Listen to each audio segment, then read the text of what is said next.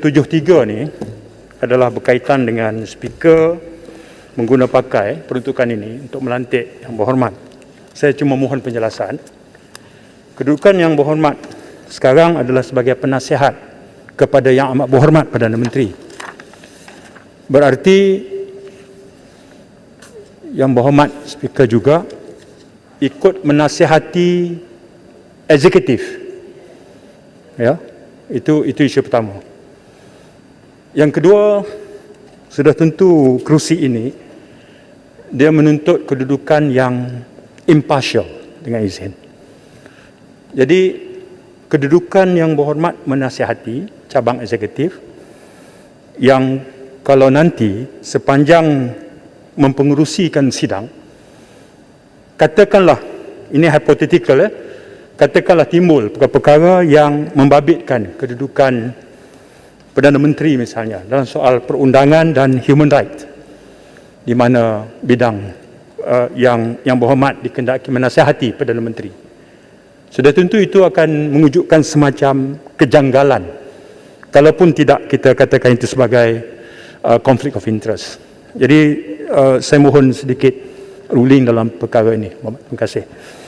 Terima kasih Yang Berhormat Tulen Bandar Baru. Saya telah dijemput di bawah 73.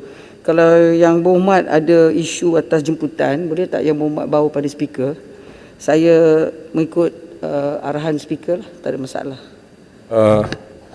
Minta penjelasan. Saya setuju dengan Kulimkan Bandar Baru. Saya harap pengerang boleh recuse yourself kerana sudah ada konflik.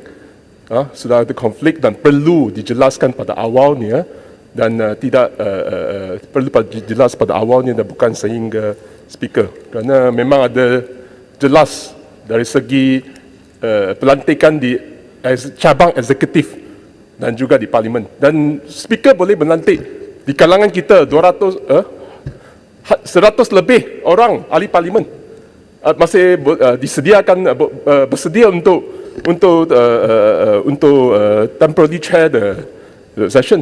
Dan saya harap perkara ini perlu dijelaskan dan bukan pada awalnya dan bukan ditangguh lagi. Terima kasih Yang Berhormat Bukit Bendera.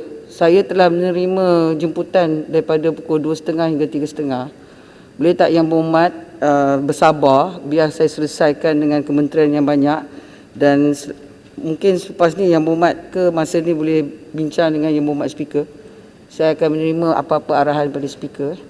Tapi sekarang ni saya nak sambung di segi saya telah menerima jemputan dan saya nak menjalankan tugas sebagai pengganti speaker dalam masa 1 jam ni.